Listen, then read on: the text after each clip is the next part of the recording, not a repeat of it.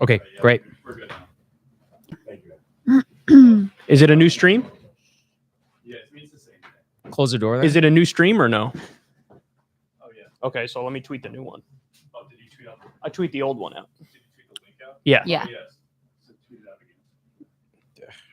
That was my fault. No worries. Alex, our mics No aren't big deal. hot, are they? Probably are. Hi, everybody. Hi, everyone. Yeah.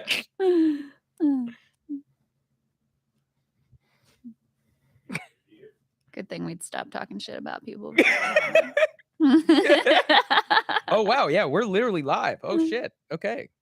What's up, y'all? Where are the cameras? Right there. Right there. There. That thing that's a All camera. right, is the hold camera. on, guys. We're gonna tweet out the link and then we'll commence the show.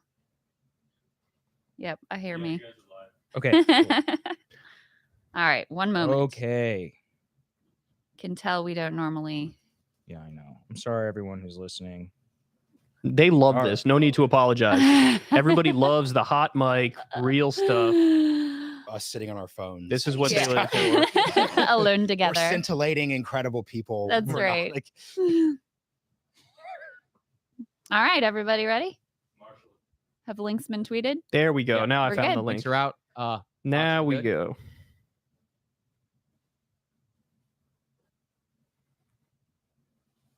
Good to We're go? good? Can All you right. hear us? They All could right. hear us. Hey, can everybody say that they can hear us? If you can hear us, go ahead and type that in the chat, and we'll make sure that we're good there.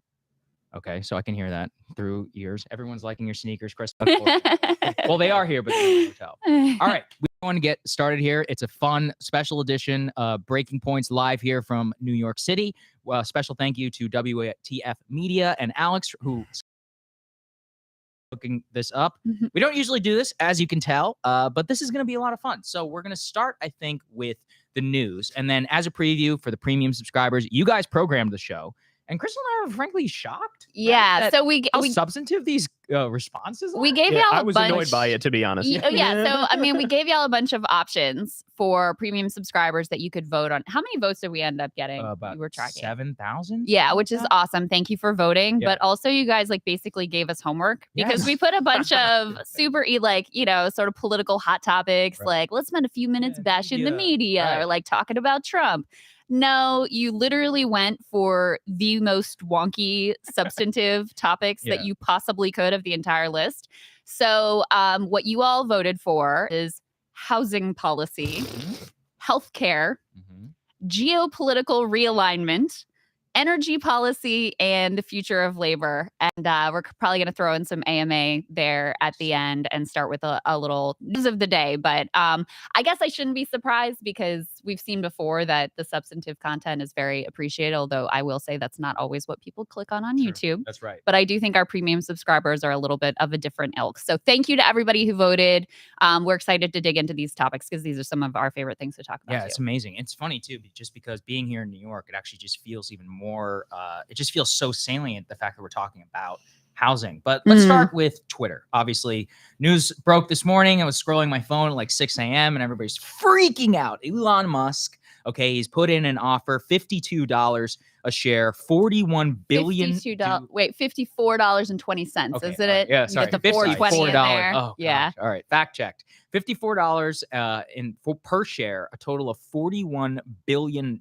So what he writes in his prospectus, which he had to file with the SEC, is he's very clear about his ultimate aim. He doesn't say anything about business. He doesn't talk about the company being run in a way that he doesn't particularly like. What he says is that this is all about free speech. He says in the opening line of his letter, I believe free speech is vital to a democracy. So it's an interesting takeover that he's doing there. And Marshall, I'm curious for your view here on what exactly this means by Elon, because traditional past shareholder activism has to do with, I think this company is being badly run.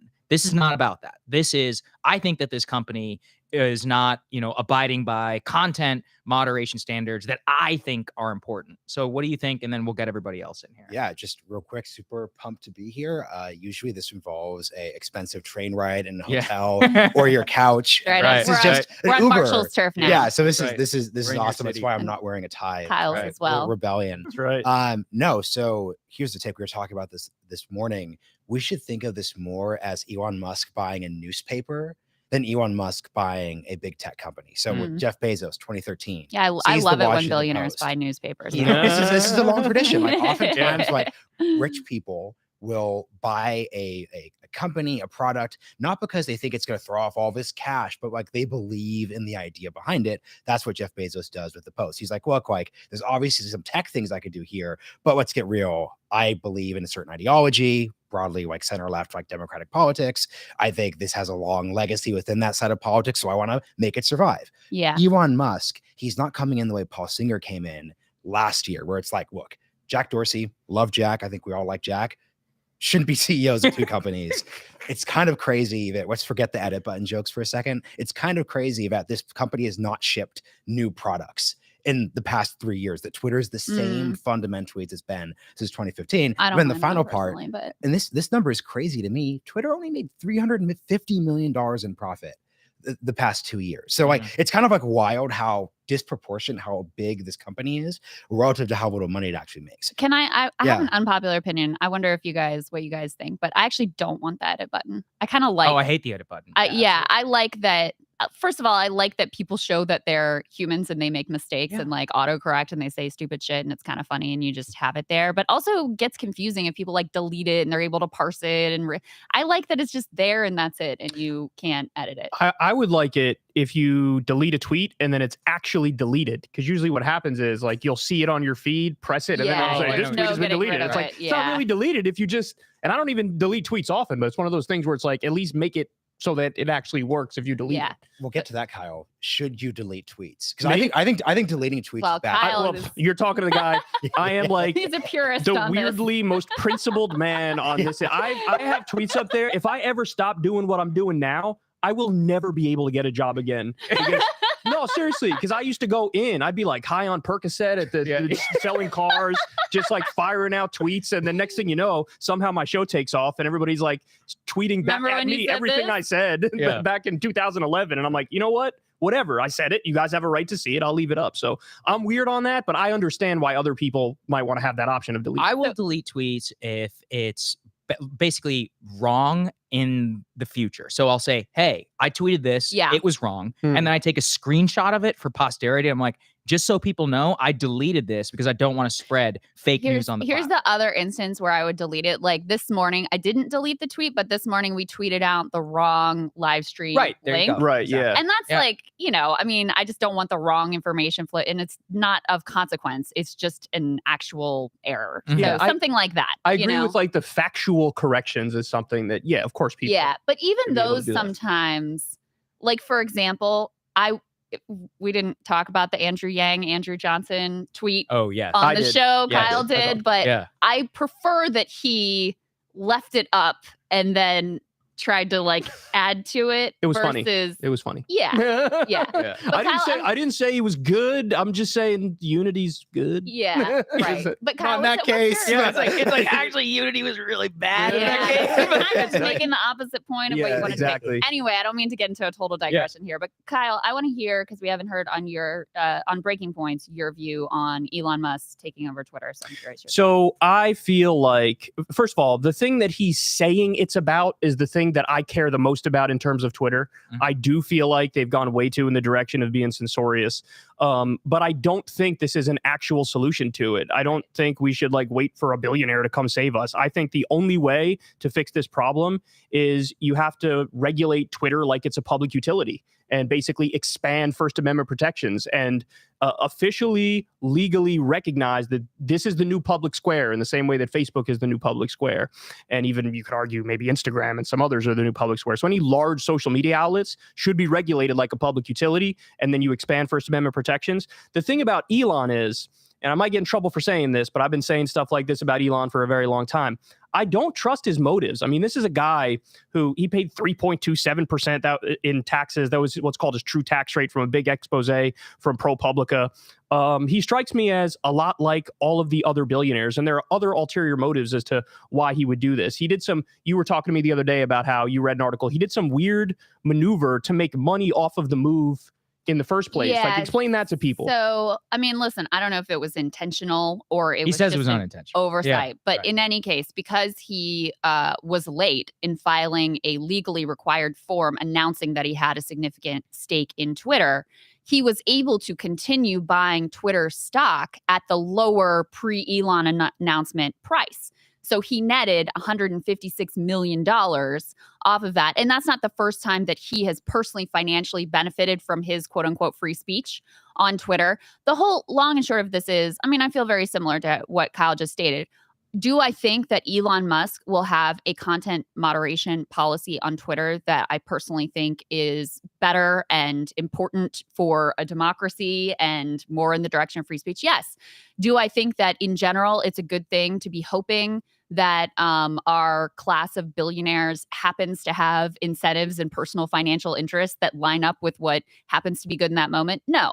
So I don't see Elon Musk in any different way than I see Jeff Bezos or Bill Gates or some billionaire hedge fund or anybody else. I fully suspect that they'll be working in their own personal interest. Occasionally, that's going to align with the public good and with what we would like to see happen, but it's no system to exist in to just hope for the benevolence of the billionaires. And actually, Marshall, I think your point is really smart of how to think of this as like a billionaire buying a newspaper, because that is how he Thinks of it. Yeah. And he wants his own personal ability to put out there whatever he wants to. And if it has good impacts for everybody else and, you know, brings Trump back on Twitter and all of those things, then that's fine. It's just not a real answer. Go ahead, Kyle. Yeah, let me just say the true test of whether or not Elon actually believes in free speech is going to be, are you even going to unban your ideological opponents? Because so you ask me, hey, should Donald Trump be unbanned? And I say yes. I actually think that's a relatively easy question. Now, I despise Donald Trump, but I think he should be allowed back on Is Twitter. a Tesla union account going to be allowed on Twitter? Not Yes. just Yeah, that. that's right. Another good example is there was a mass banning of like large prominent Antifa accounts about a year or two ago. Mhm. Is Elon Musk going to be the one who, you know, puts his cape on and saves Antifa? But wait, I don't know. Well, quick thing though, like this is where I'll just be a bit of devil's advocate here. Like, why should those I don't know what those Antifa accounts were doing, but Mhm. like so here's the problem here.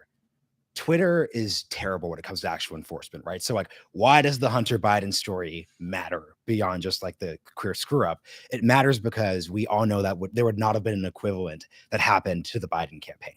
That was bad moderation, a badly run company in a way that obviously benefited Team Biden. But bad enforcement is different than no enforcement.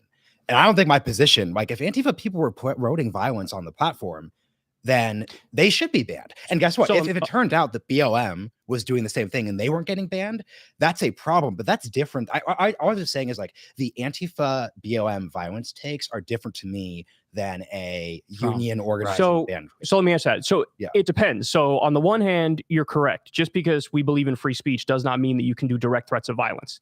Not only should that not be allowed on social media, that's also not allowed under the First Amendment. There are very few exceptions to this idea of free speech. You know, you got libel, slander, defamation, direct threats of violence. You could argue something like doxing is in there. In my opinion, based on what I've seen, I think Twitter has gone beyond this notion of direct threats of violence, just that being wrong, because we all agree that's wrong, to even like general vague calls of violence are now considered a direct threat of violence. And I don't agree with that. I think you should be able to say, you know, I got pitchfork in my hand and I'm going after the billionaires or some shit. That's vaguely violent, but it's not a direct threat of violence. So I would just say we got to lean on the side of free speech. But yes, there are some clear lines. 100%. And I think that that's what this is actually about. Nobody actually wants 100%, you know, no moderation. Like child porn obviously should. Oh, of course. Right. And so like these are all things which are written within the law. The issue obviously comes to enforcement. And when it comes to enforcement, I think Krystal's correct. This is probably going to align here. But one thing is we shouldn't present this as a fait accompli. So it's 11:26 a.m. here on the East Coast. The Twitter board reportedly has been meeting for the last hour and a half. Jeez. As far as I can Love tell. to be a fly on the Yeah, wall. man, Now. I can't imagine. Total pandemonium. So I took one for the team. And just right now, Twitter will host an all hands meeting with staff this afternoon to discuss boy. the Elon Musk takeover bid. This is from Sarah Fisher at Axios. She's a great Good reporter. The thing I do want to emphasize to people is that fiduciarily, this is a really tricky one. So I took the one for the team. I watched CNBC this morning as this was breaking, which, by the way, was amazing because they were loving this. And so here's the way that they present it. It's going to be very hard for the board not to take this offer. The reason why is that if they reject the offer because of such the premium that he's put on the share price, they will get sued because he has put in his letter that says, I will dump my stock, 9% of the company, if you don't accept that. That's obviously going to lower their price. So they open themselves up to a litany of lawsuits if they don't accept it, which would actually put them in pretty shaky legal reasoning. On the other hand, what you're saying is that they wouldn't be upholding their shareholder fiduciary responsibility to act in the best which interest is of the all you're shareholder supposed to and do the company. as a board. And so at the same time, they're in a real conundrum. Now, I did see from a leading corporate law expert that Elon may have actually played himself a little bit because he said in there that he will dump his stock if they don't take that. And so the board on legal grounds could defend the rejection of the offer and say, well, he's trying to coerce us into doing this, which could put, regardless, this is a nightmare for the Twitter board, and they're getting sued regardless of what happens in the situation. Elon himself also opening himself up to some litigation. But per the immediate reaction on CNBC and per the Wall Street analysts that they had on at the time, they saw almost no world where the board would be able to reject this from a pure fiduciary responsibility, which they legally have to uphold, which puts them in a real bind, right, Marshall? I mean, it's like they can't be like, well, this doesn't align with values of the company. That stuff doesn't really matter. We had Alex Kantorowicz on Breaking Points last week where I did an interview, and he made this point, and this is like really fascinating, right? So that number, $350 million of profit the past 2 years, aka if his company is not performing well, everything that Elon is talking about, we need more free speech, we need more those different bits. All of those things don't actually align with Twitter doing better as a company. So I'm not saying this is going to make it easy to stop the takeover bid. It's just like a really interesting dynamic. So like everything you're talking about, right? Like that sounds like a great newspaper. Like what you're describing, like people are free, there is speech, there is debate, people can be contentious. But at the same time, like Alex was pointing out that how do most of the big tech companies actually make money? Google, ads, like Facebook, it's ads. TikTok, ads too. Twitter, if you are if you're a company who wants to buy advertising, the thing you are not going to be super willing to do, if you're not willing to spend money already, is, oh, by the way, Twitter's going to be even more open. Yeah. So like, once again, it's just like newspaper side, great. Business side, I would not want to work here. Bad business. Yeah, like that's the takeaway. Aren't they experimenting with some like premium feed? No one's paying. Who's going to pay for that? Right. Yeah. I mean, I don't know. Krystal's most exclusive literally tweet. don't know a single person who is actually using that function. Well, I don't know I anybody. will show all of you my CNN nipple Plus. if you follow me on Twitter Premium. But you could, I don't even have a here's the Twitter thing. Premium. If you even wanted to go there, OnlyFans would be a better use of your time. That's true. There's actually if the world needs this content, we should make it OnlyFans. It'd be far more better than like a Twitter thing. All right, we'll Okay. table that idea. Yeah, we have to table this. It's 11:30. We got to make sure that we. It's 11:30 and we're already talking about OnlyFans. We're talking So about let's move OnlyFans. on, We have to cover the real because issues. what the people asked for is some deep substance here. And so actually the number one issue, and I don't think it was that close in terms of the voting. Well, it was like so the top two were basically tied. Oh, the top two. Okay, yeah. so number one issue that you guys asked for us to talk about is something that we've covered a number of times on the show, but it's housing. And it's particularly relevant this week because, of course, we just got a sort of stunningly bad inflation report. And a significant part of that had to do with shelter costs. That's both home prices and rent. Both parts of that obviously incredibly significant because so much of people's paycheck goes to shelter. And also because really the only way to get ahead and have sort of the stable classic American dream in this country is to become a homeowner. And that's the way that we've set things up.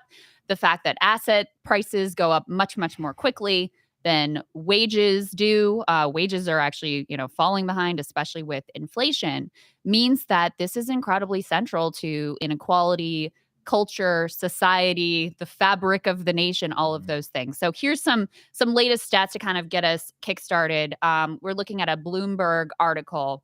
The headline is "Rent Inflation Shows That Landlords Have the Upper Hand Again," pointing to massive spikes across the country. It started in sort of the cities that people were fleeing to, the Sunbelt cities. That's where rent spikes started, but now it's become a nationwide trend. They also say right at the beginning of the pandemic, you see this radical shift where the average rental cost in a city, if it's higher than the US median rent, people mass exited that city. And if it's lower, people were mass entering that city. The places with the highest inflation right now are the ones that saw really significant demand shocks from changes in migration trends. So you're having now this sort of national increase in rent prices that are hitting people absolutely everywhere. Right here in New York City, and this is from a New York Times article, you had prices spike a third in a single year. Yep. Wow. So from January 2021 to January 2022, prices went up by a third. So you had a lot of people who thought, oh my God, I can finally afford to actually live in Manhattan or actually live in the neighborhood that I wanted to. They got in during the pandemic, helped support those landlords who were going through tough times. And then when the renewal came up the next year, they're completely priced down. They don't have a prayer.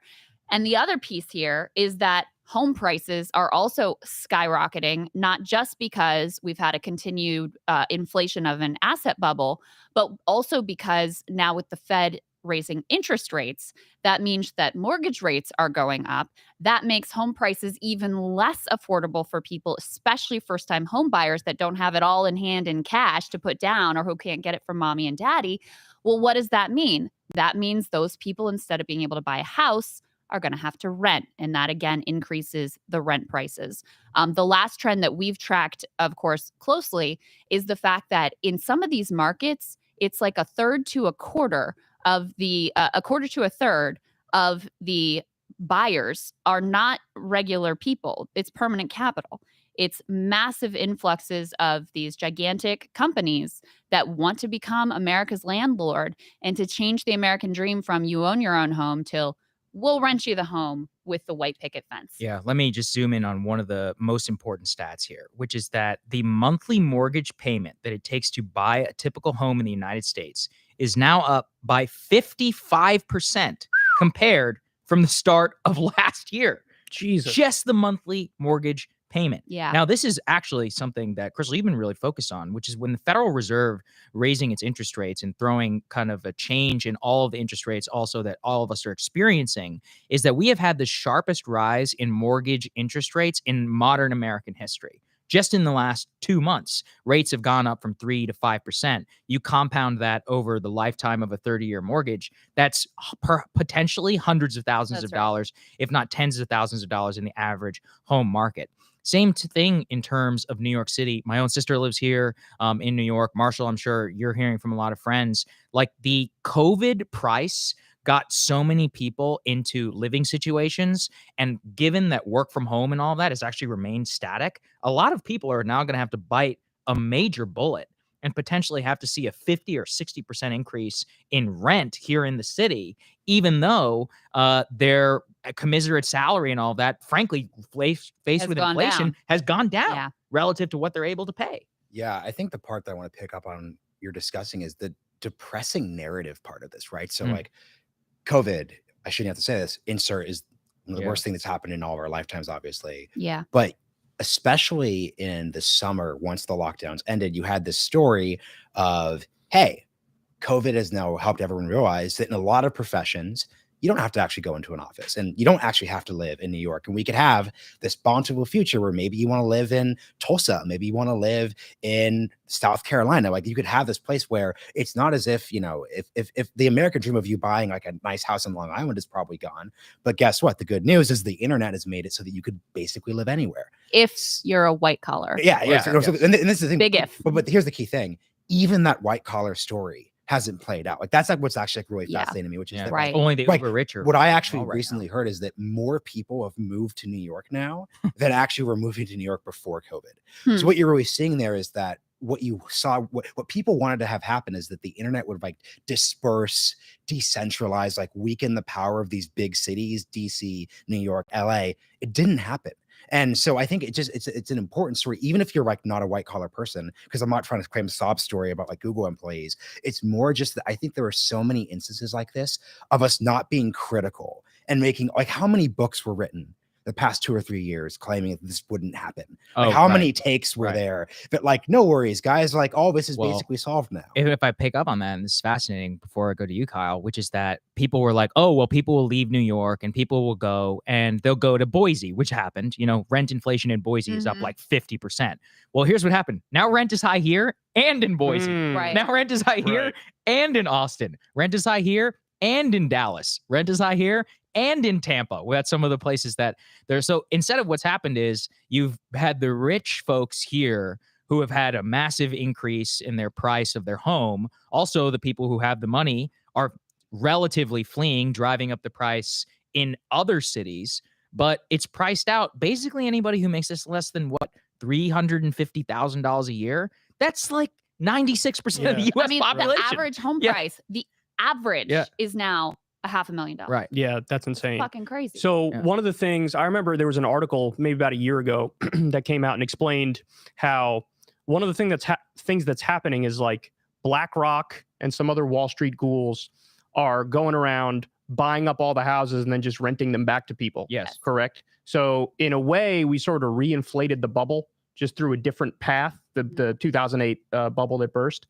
So, you know, I look at that and I say, are we going to avoid it bursting again? Is it not going to burst because it's BlackRock who owns it and is renting it out to everybody, or is it still going to burst? And the other fact that sticks out in my mind is that one of the reasons why you've had this push from the government to get people back into the office is because the commercial real estate bubble was going to burst if people didn't go back to the office. Yeah. So there's sort of like a nefarious motive along those lines as well. Yeah, that's definitely the case. Not to mention bosses just like want your ass in a chair where they can like watch your every move, control even if you were perfectly productive on your own time.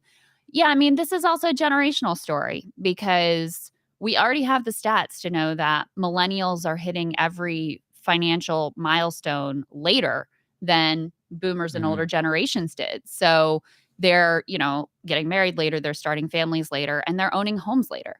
And this is, I've come to realize that this really is central to sort of class dynamics in the country, perhaps even more so than wages and your work status, because the way that the economy works is if you are an asset owner, everything is basically set up for you. I mean, this is a very powerful constituency. Homeowners are a very powerful constituency. That's why the logic of the market has been home prices going up and up and up and up, because this is a powerful constituency that benefits from that policy. So you are never going to be able to really get on the rung of that sort of stable middle class life where you have a nest egg and you have something you can pass forward to your children if you're not able to get into the housing market. I mean, this is how middle class wealth is built in this country.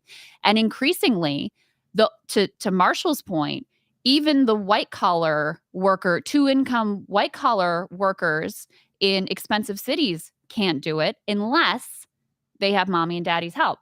And this is, you know, this isn't just anecdotal. These are what the statistics bear out, is that increasingly first-time buyers have to get that massive lump sum payment from mom and dad. And so it also hardens intergenerational wealth divides as well, where if your parents were able to buy in and do well and able to help you out, then you are set up to be part of that class that makes it.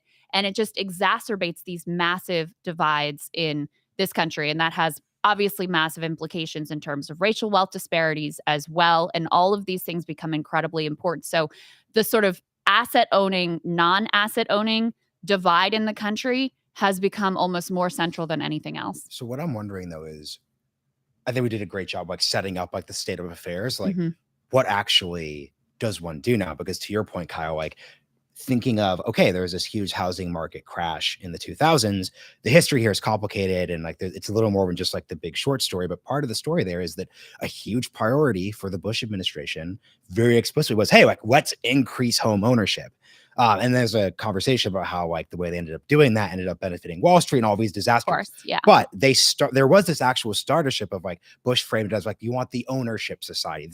This was going to be, and this was part of their broad like privatizing Social Security pitch. So like I'm not saying like this is a good thing, but like we saw an attempt. So like what would be y'all's version of how should we make this better then? On that, it's a good point. And really what it is that we loosened the regs 2003 onward and made it almost too laissez-faire, both for the people who are borrowing, but worse also for the commoditization of that, and then did nothing about it. So the problem, and I think, is that we've actually gone too far in the other direction, which is that now we've put all of these onerous regulation on the banks. So what you just noted, Krystal, about the average home price is officially over $500,000. Well, that means that 50% of Americans now don't just have to qualify for a mortgage, they have to qualify for a jumbo mortgage, which actually the banks themselves have much more strict regulations in terms of who they're going to loan to, which makes you even more disproportionately likely in order to need your parents and their credit score in order to sign on for your mortgage application.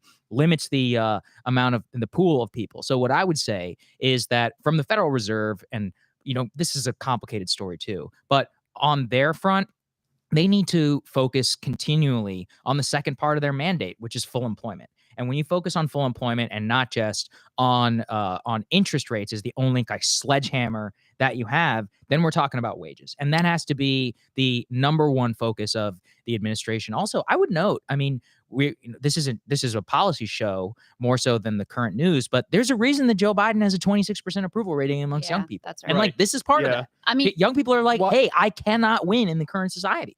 My solution, to the extent I have any, which I'm not sure I do, but I think why not go back to the same regulations that when they were in place, we had a generation of stability and economic security for the country, what's generally called the golden age of economic expansion. And so, like, for example, the fact that when the crash hit in 2008, immediately in the aftermath of that, they didn't just put back in Glass-Steagall, and that was viewed as like too extreme to go back to Glass-Steagall. Well, that arguably, the separation of commercial banking and investment banking was arguably one of the things that, kept the economy safe and functioning in a relatively safe way. So, I mean, I would just look to the past and the New Deal regulations, and whatever worked in the past, you need to implement now. And then whatever new issues arise, you have to come up with intelligent regulations. You've got to attack this thing at every level. Because as we started off talking, the fact that people can't afford a home puts pressure on the rental market, and then, makes it difficult to afford even a rental home, and then contributes to the massive exploding issue of homelessness that every single city in the country and small town, frankly. I mean, I see people who are homeless in my little tiny town in King George County in Fredericksburg, Virginia, that I never saw before in my entire life. So you have to start at every level. You have to have a massive influx of affordable housing, have a radical rethink of homeless policy, and move in the direction of housing first and getting people the services that they need on top of that, so that you expand the pool in terms of the rental market. Obviously, right now, there's also a housing supply shortage because of the supply chain. So dealing with that is another important part of the problem. I would be perfectly comfortable with laws that personally ban BlackRock and those people from buying up entire neighborhoods. But if people don't want to go that far, you could certainly have regs in place that privilege individual homeowners who get the first crack at the house. And it's basically like, if there's no one who will come in at the market price, as an individual homeowner, then maybe we could consider a BlackRock bid or some other permanent capital, larger financial institution. I think that would make a big difference, especially in some of these Sunbelt cities where you've got 20-30% of the home purchases, single family are not from individual homeowners. The other piece I think you have to deal with is that lump sum payment. I mean, how many stories have we read about people who they're like, okay, listen, it's tough, but I can do the $500,000 house. but I don't have $500,000 literally sitting in my bank account in cash to put down. So the government programs we have in place right now in terms of mortgages are all set up to help people to get the mortgage, to be able to make the payment. We have to have programs in place to help people get that lump sum payment down who can't get it from mommy and dad. Or at least not that just goes to wages, though. No, doesn't that? That's what I would say. Well, that's part of it too. Well, For sure. I'll give a quick anecdote that speaks to this. So like I'm renting. I got a great pandemic deal, and I've discovered, and because once again, like, and this is what's so toxic. Like I did not realize that like at 30, I could buy a home. So I didn't think. So I haven't thought. But I just started thinking about. Yeah. Addicted to Zillow. I can make mortgage payments like relative to what was spent. I live in Williamsburg, New York. Like COVID, like rent deals are over. Like I could easily get a mortgage. But guess what? I don't have that lump sum payment. Right. So like that is what it's, and it's kind of like, and that's the insane part. I just want to add one thing on this too. Sorry, because Krystal, I'm glad you talked about Fredericksburg, because I think we've been focused really on like a national scale politics thing, but the local thing, the story you're telling about affordable housing, the story you're telling about new construction, that's actually very local and very state based. Yes. So I know that you and I disagree a bit on like the YIMBY NIMBY thing. So. And there's complications there. So for example, like I understand why a local community would say like, hey, like we don't want to like wake up one day and all of a sudden there's all these like huge giant condos next to us in order to qualify as affordable housing. So this is a key task for local state politicians, which is how do we balance, hey, communities should decide what they want to look like with, hey, actually there's this generational crisis. Yeah. And what I don't think is happening right now is right now you have politicians who are worried about, hey, we don't want to have old homeowners get worried about their community changing. They are not thinking about, hey, let's balance that with the fact that people like us, frankly, who are like privileged in our own way, people who aren't even us, don't even factor in at all. I don't think there are basically any governors who are thinking. No, they're not.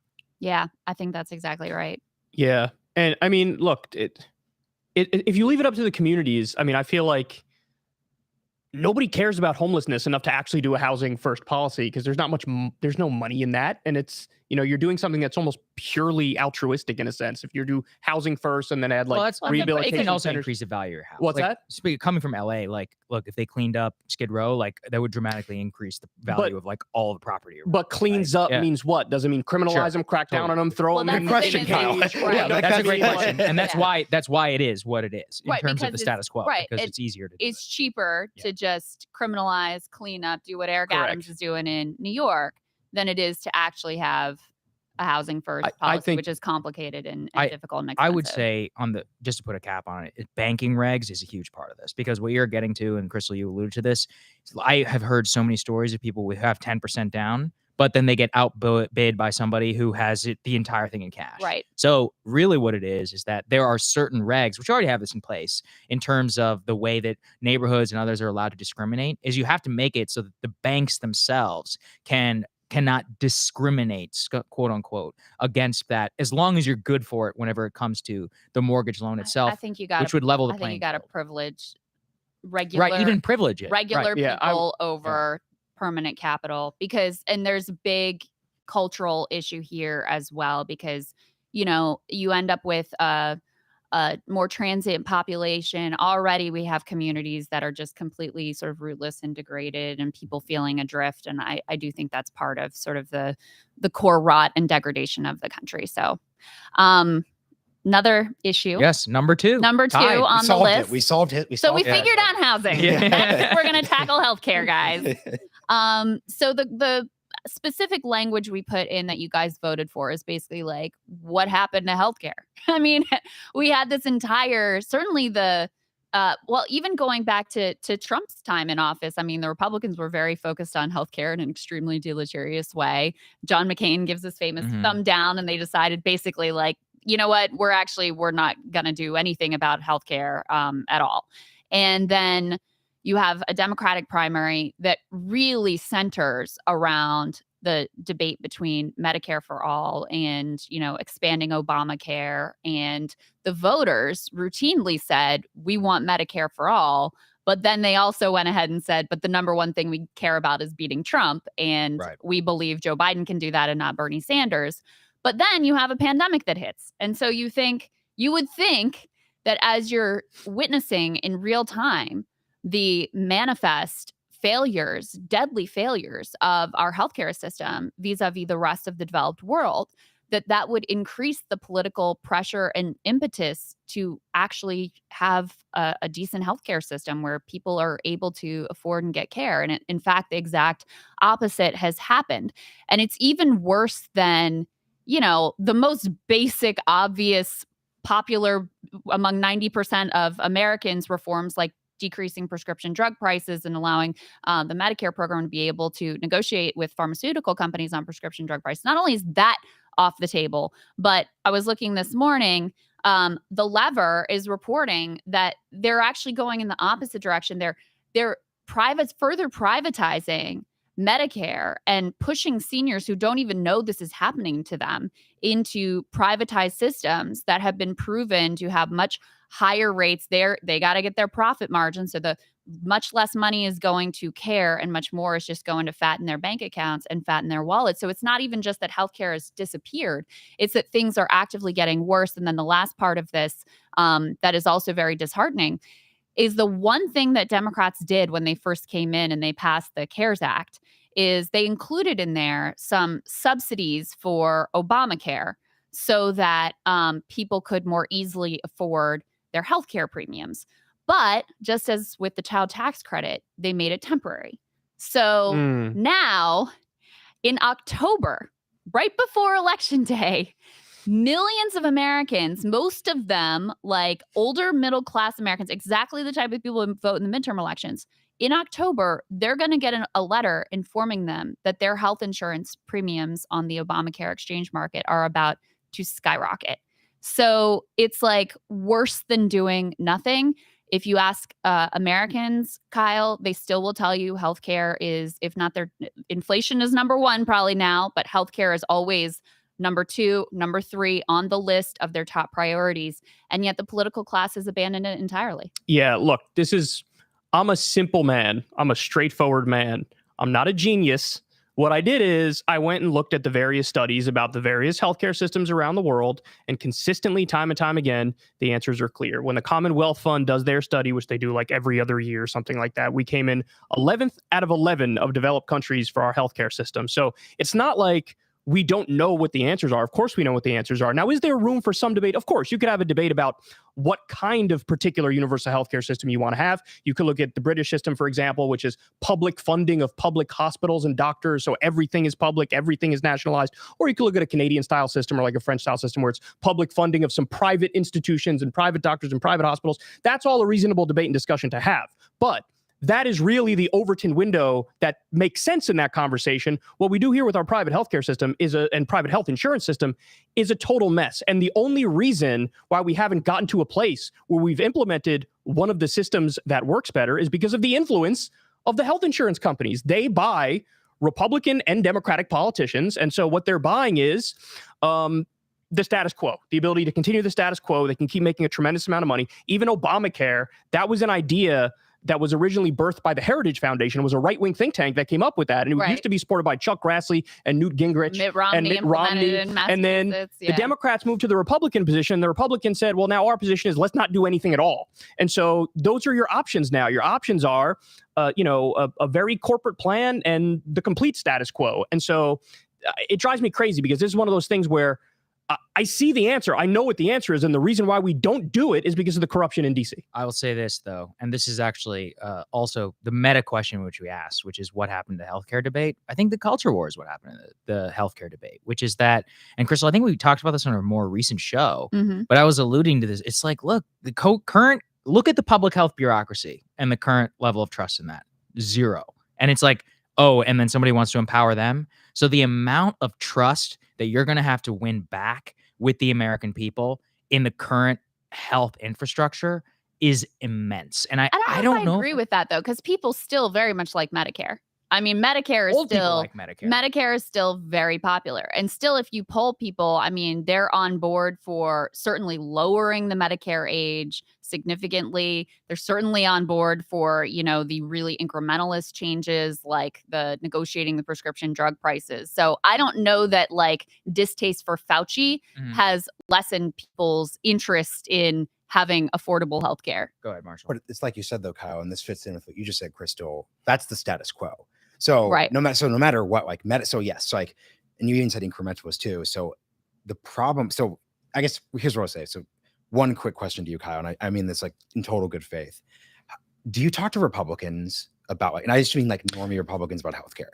Well, I mean, I have some Republicans in my family, but we don't talk about almost any of that stuff. Saagar, you and I, like just through DC, social circle, the Republicans who deeply oppose changing the healthcare system are not bought off by big pharma. Oh, with the Republicans, it's also ideological. Yeah, but we can't ignore their Blue Cross Blue Shield donations and things of that nature. But I'm not saying you can. He's talking ignore about it. lawmakers. I'm not saying. No, I'm talking about lawmakers. I'm not talking about the people. To be clear, but here's my thing. Like, I promise you that if you, let's say you just like magically snapped your fingers and Blue Cross Blue Shield just cannot donate money, I guarantee you, and this goes to Saagar's culture war point, that is not determining the broad opposition to it. I think we're in the middle of this. I think it is. Really? In DC, for sure. In DC, for sure. With Republicans, it is ideological and corrupt. With Democrats, it's just corrupt because they all know that the right answer is Medicare for all. But even in terms of your broader point, in terms of your broader point, some polls have a majority of Republicans that want Medicare for all.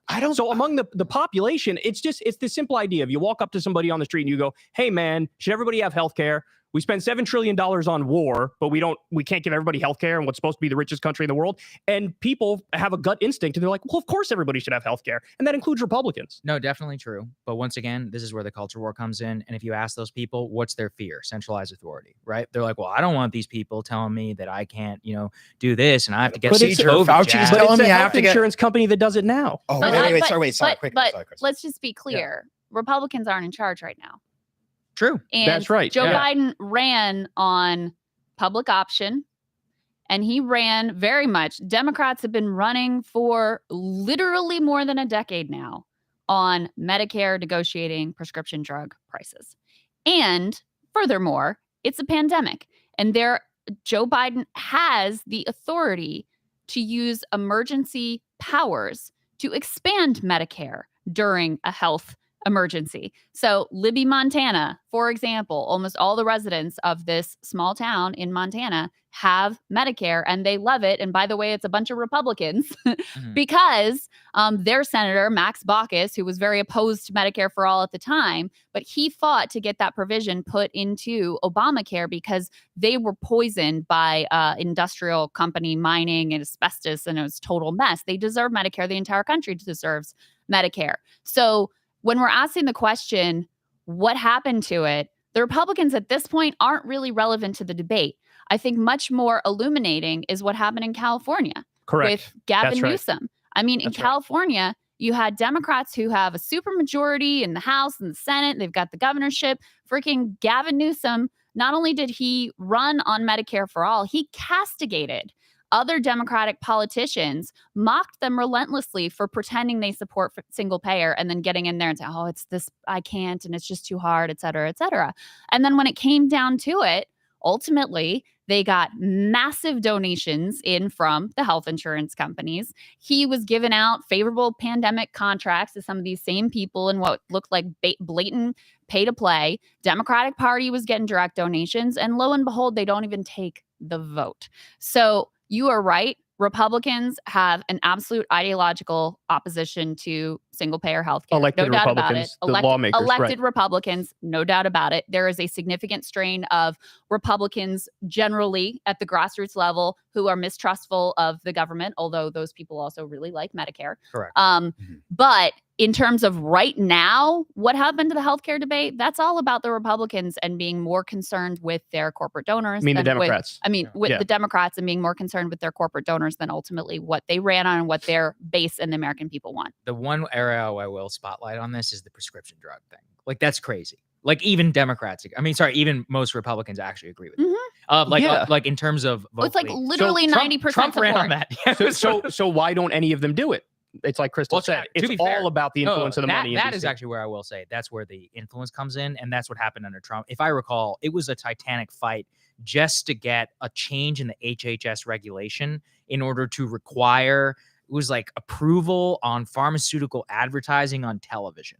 And this was a huge thing within the Trump administration. It was like an all-out fight. Alex Azar versus Kellyanne Conway, who I think was on the right side of this issue, weirdly enough, TBT. But even She's a they. pollster. Yeah, It's right. not a Yeah, that's shocker. right. It's Yeah, not a she's shocker like, that she'd I be like on the all right the side. I of guess, history. yeah, Well, non-ideological. Let me So that's good. let me give Trump a little bit of credit here. Yeah. One of the things they did pass was this transparency in pricing. Right. Like it's a sort of like Yeah. libertarian idea. But this is, Super okay. low bar. Worthwhile to be able to know, like, Yeah. this hospital is going to charge me $10,000 and this one's going to charge me $100,000. And sometimes the price disparities are that great. Well, guess what?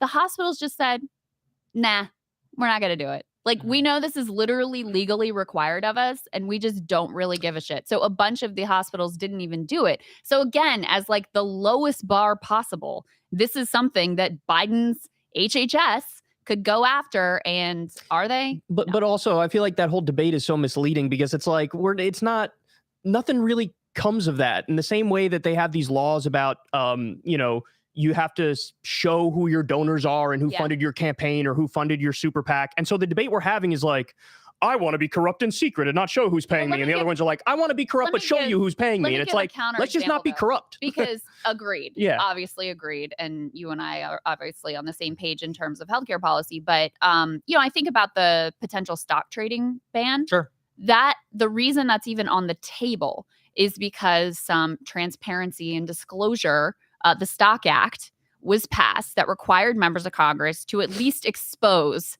what their conflicts of interest are.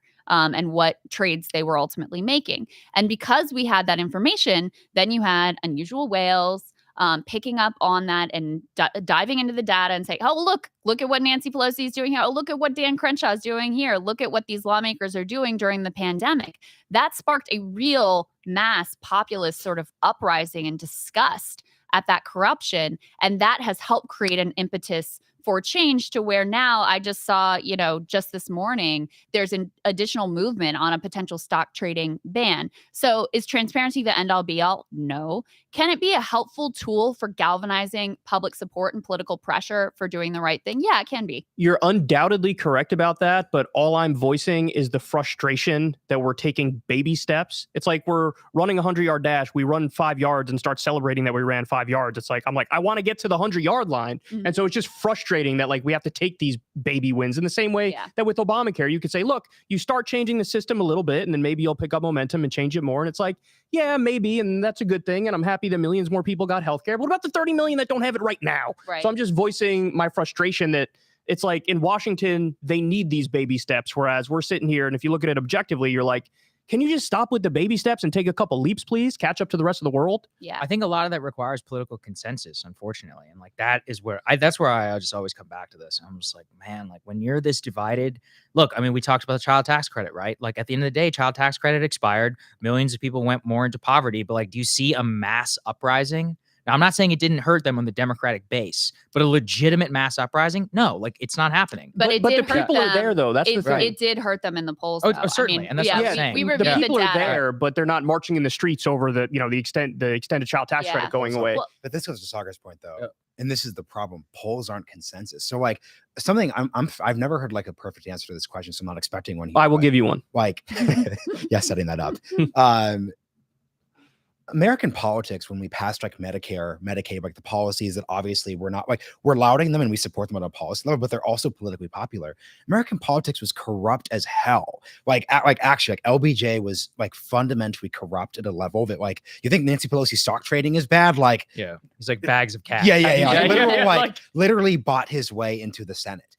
Yet, even in that system of corruption, you pass these popular consensus-based policies. So the question I just really want to understand better is separate from just the polling, like, and this is what you're kind of getting at, like, why is there not like, because like, let me put it this way, and maybe you guys are gonna push back on me when I say this, but I actually think if the people of West Virginia actually deeply in the streets wanted Medicare for all, then Joe Manchin would support it. Because yes, Joe Manchin, you could say he's corrupt. You could say he cares about donations. He cares about power. He wants to get reelected. That is all Joe Manchin cares. Joe Manchin would much rather be in the Senate than get like a 50K check. No, I don't here's why I disagree. There was a poll on Build Back Better in West Virginia of likely voters, and it wasn't just the majority of Democrats and the majority of independents. It was even a majority of Republicans that liked the original Build Back Better proposal.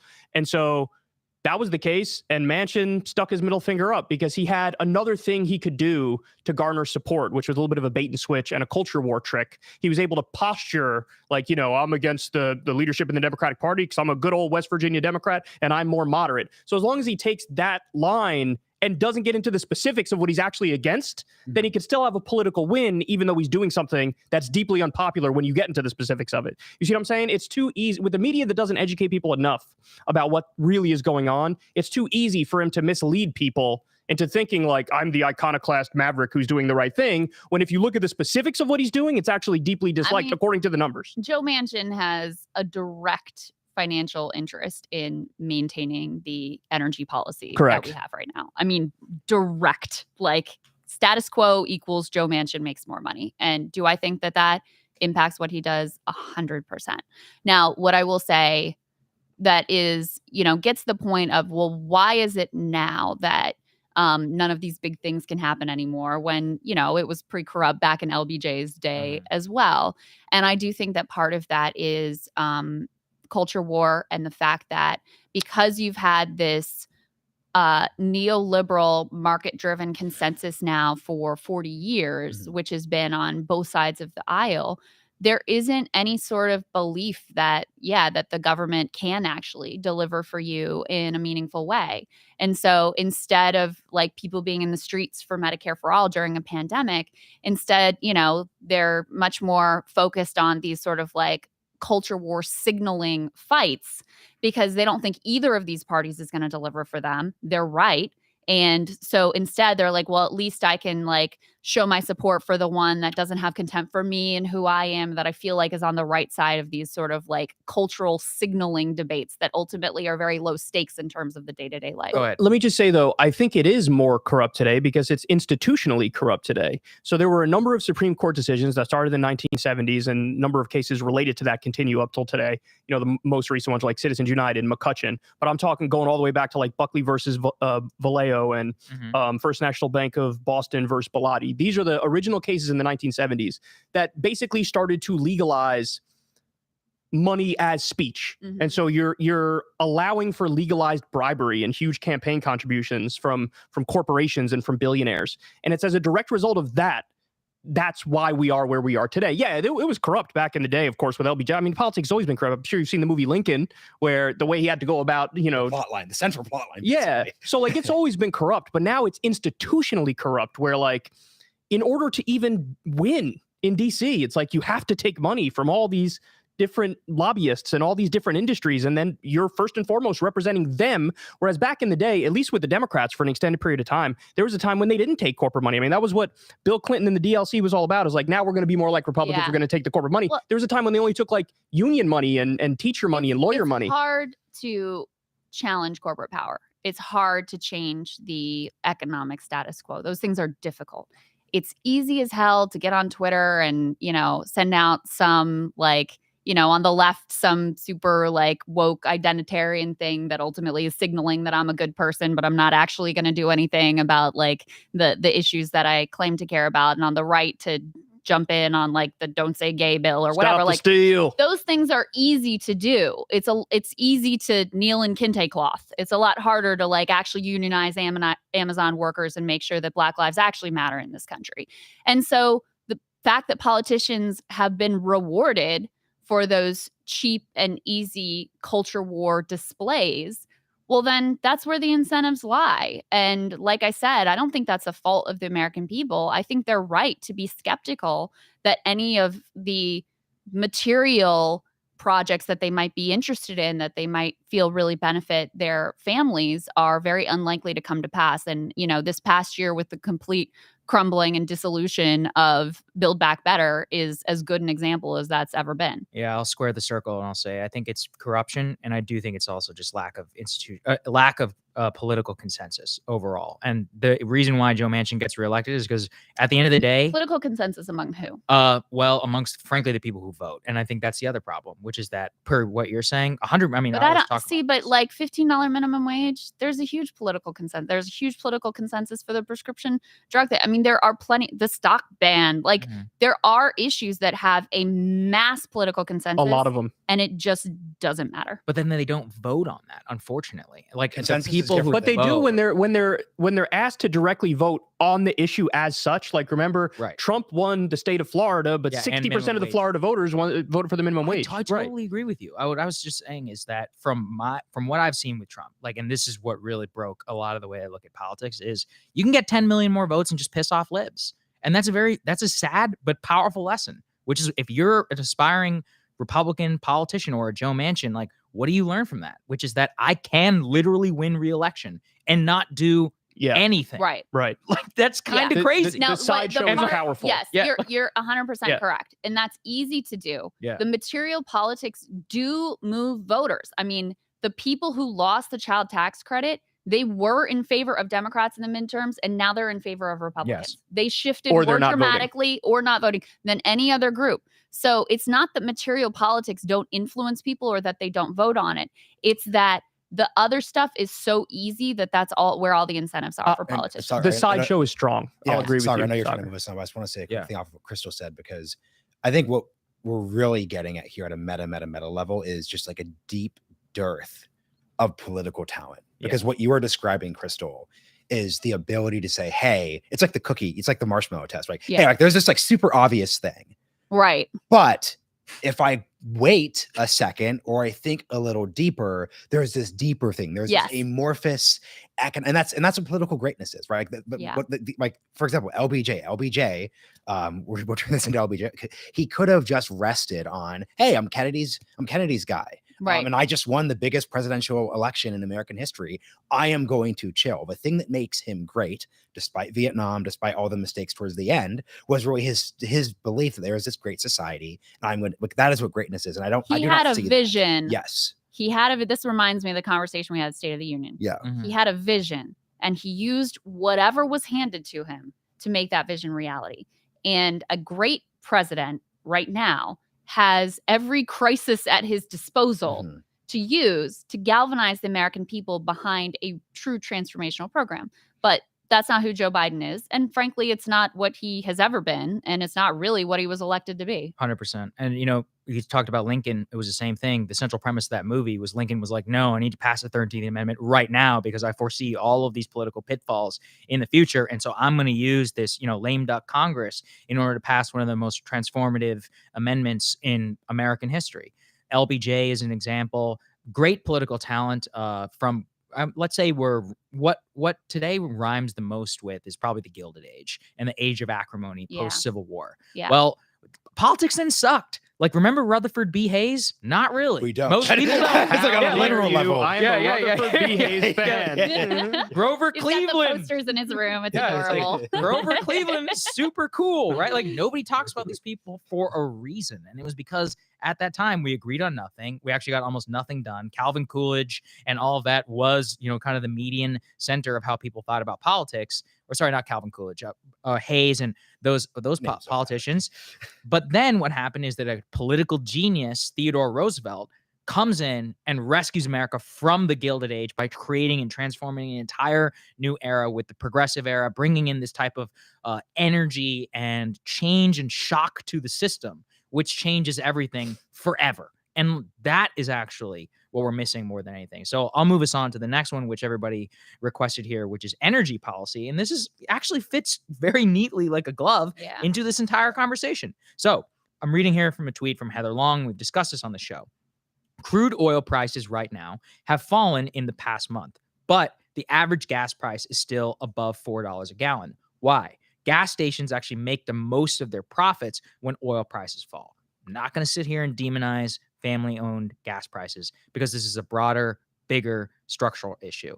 The issue is that right now we have no political talent or thinking as to the long-term problem of how do we drop the actual gas price? And then beyond that, how do we make sure we're never in this situation again? What's fascinating is that the current drop in price has nothing to do with Joe Biden. The Strategic Petroleum Reserve and all that, as we predicted at the time, was going to have extraordinarily limited amount of impact on the long-term effect of oil. The reason why oil prices are down is because of the Chinese lockdown. Guess what you can't bank on for energy policy? China's going to remain locked down forever, which is going to drop our price. So we have no current strategic thinking in the White House as to, and look, we've talked a lot on the show, Krystal, about nuclear energy. I'm basically a nuclear maximalist, but there's no discussion of this from a national policy perspective. By the way, I actually even checked. Tim Scott, the state of South Carolina, gets a huge amount of their power from nuclear. There's actually pro-nuclear Republicans who are out there. I'm not saying they're not cringe in many other ways. However, there's no political talent in the White House beyond taking months to arrive at, oh, let's tap the SPR. I'm like, oh, what a genius move. You know, it's like that's what you should have been doing a year ago.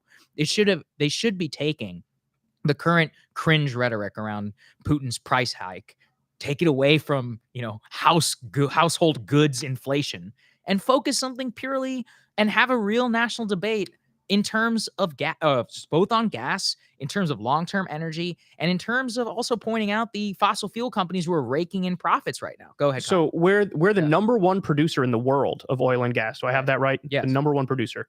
The issue is we outsource most of it. Yeah. We ship the not vast majority, about half to the global market. And this is the other problem with oil, which is oil is truly global, is set by global supply and demand. Part of why the movement towards electric is important, because the concept of energy independence kind of doesn't really make any sense when you have a global market. Yeah, right. Electricity is something that has to be generated here, and then we can deal with what are the sources of that electricity. So let me just say, given that fact, why not nationalize it? I mean, there are a lot of other nations that have, oil that's nationalized, and they have the Sovereign Wealth Fund in Norway, for example, right? I mean, there's the whole country's like phenomenally wealthy, and the standard of living is so high, and it's like, it's so weird that we have oil that's under the ground on our public land, but then a private corporation gets to come in and buy up the rights for pennies on the dollar and be like, well, now this is ours, and then they make a colossal amount of profit on it. It's even Why should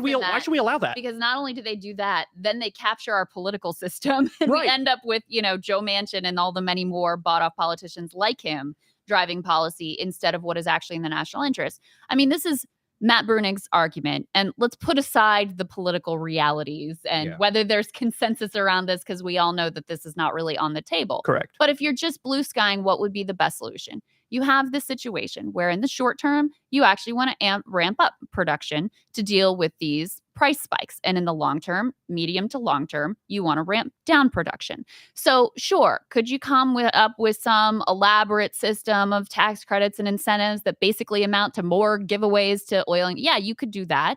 Or you could directly manage it, because this is now a market that we don't want to just be subject to market forces and gas company executives doing what they think is going to be most profitable, because we have competing priorities. In fact, you know, their incentives are exactly the opposite. Right now, because they got burned during COVID, they don't want to invest in producing more. So it's not a problem with pipelines and permits and all this other stuff. It's actually the gas companies don't want to produce more right now because they got burned during COVID and they don't want to invest the resources. And of course, over the long term, they will do anything possible to kill what might be, you know, price efficient and sensible renewable solutions to include, you know, the entire array of renewables, including nuclear. So the most elegant solution, you know, sometimes the simplest solution is the best. Like if people are poor, give them money. That's UBI, right? If people are homeless, give them housing. That's kind of what it is with the oil companies. The most elegant solution is just to nationalize and manage it directly. What do you think, Marshall? The thing that's hard for me is I know absolutely nothing about energy policy, so I won't. And Krystal not cheated, but took my political consensus take off the table. She preempted. So wait, what did I? You're just like it's not going to happen. So you're right. You can't say that one. I mean, it's true. It's not going to happen. So it's still the answer. I'm quasi left without a escape route. So I'll just take a different tact and basically just say, here's what I'm actually frustrated by. What I'm actually frustrated by is what have we known since basically 2015, 2016? Brexit, Trump, COVID, Putin's war in Ukraine, all these different bits. Crazy events are going to happen out of nowhere. And I feel like we are so reactive. Yes. So my reluctance around the nationalizing the oil company debate, not knowing anything about the topic, it's not even about the practicality. It's not about like the socialism, like whatever. It's more just we are doing this in response to this short-term event. And I don't know what that fits into what a long-term vision of what American society should look like. So for example, with the supply chain issue, the way I think about it is a good or supply chains and then housing. I'll do both. So one, supply chains. Saagar, you want to buy something for your kid for Christmas? It will show up. Like that is the society that I want to live in. With housing, we all agree on this from different perspectives, but like, hey, like if you have, I don't even say if you have a job, but basically if you are a young person, you do not have to think it's crazy that you could get a house someday. Like those are what visions we want to have.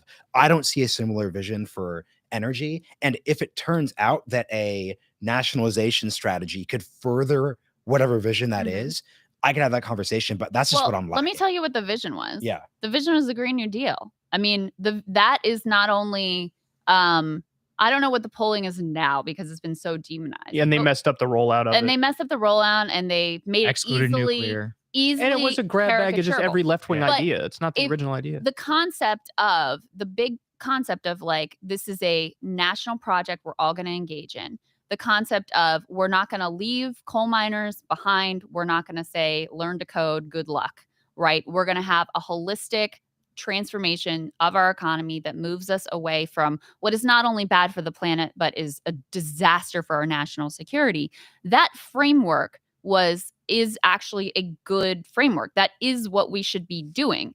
It's just, the left, failed on some of the specifics. Oh, it gets completely demonized by everybody across the board.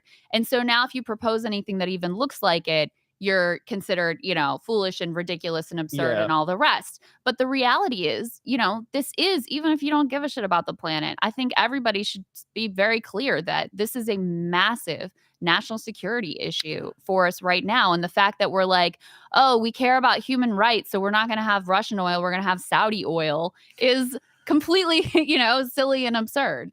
When I think of a Green New Deal, intuitively, I think probably the same thing that you think, which is like, let's do this gigantic nationally mobilizing project where I love the idea of making the U.S. infrastructure #1 in the world and by a mile. Like, I don't just want to update it. I don't want to just want to, improve it a little bit. I want to have the #1 infrastructure that's the envy of the world. So I think about that, and I think about transitioning to green and renewable technology, definitely open to nuclear. I'm not sure if the technology is there yet, but thorium is supposed to be like nuclear but meltdown proof. And, so there's also little mini reactors now, which are even cooler. See, like, there's a million things we can do and should do down that path, but I'm sorry, the progressives screwed it up to the high heavens because the bill didn't even end up being what I just described. The bill ended up being, let's just put every single left-wing policy into it and call it the Green New Deal. And it was ripe for attack. Now, I would defend almost every individual piece of the Green New Deal on its own merits, but you can't just put it all together and say, this is the Green New Deal, when the original idea wasn't supposed to be that at all. So I'm actually really frustrated with the Democrats on this because you had an idea that was a good idea that was polling at like 80+% and then you shot yourself in the foot and made it easy for idiots like Sean Hannity to go out on his show every night and destroy it. Let me also throw this into the mix because Gallup just did some polling on support for climate change policies, and I've even seen, even in West Virginia, which is like caricatured as, oh, they just want to stay on coal forever. Like even in West Virginia, that's not at all the case. They want to have jobs, yeah, sure, but listen, anybody whose family members have worked in a coal mine is not dying for their kids to also work in a coal mine. I can assure you of that. So on, these basic measures, providing tax credits to Americans who install clean energy systems like solar power in their home, 89% favor. Providing tax incentives to business to promote their use of wind, solar, nuclear, 75%. Setting higher fuel efficiency standards, 71%. Establishing strict limits on the release of methane and the production of natural gas, 62%. Providing tax credits to individuals who buy electric vehicles, 61%.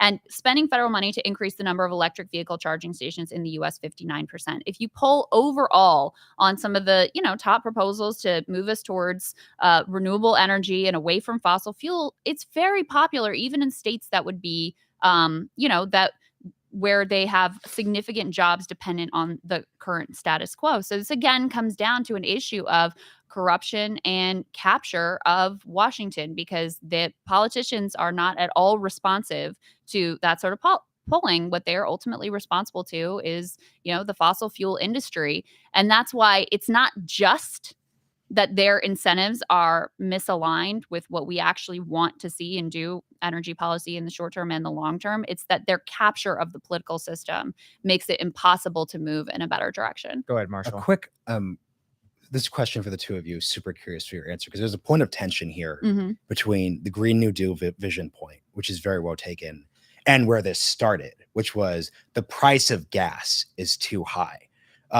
Because like you're right to in the context of this conversation say, let's put aside people who like, oh, climate change, but like that's actually part of the issue, right? And if you talk to people who are in climate policy, scientists, etc., a big issue, once again, right-wing listeners, go away for a second. A big issue is actually gas probably should be more expensive, because part of the way that we transition to a clean energy future is that we focus away from those sorts of policies. So I'm just curious about the contradiction between Green New Deal's image of a world where we're using just less gas. I think the gas should be more expensive view is sort of very libertarian. It's like we're going to force people. We'll free market our way out We're of going this. to we're going to force people like through their suffering to get off of gas and drive less. That's not the only direction that you have to go in.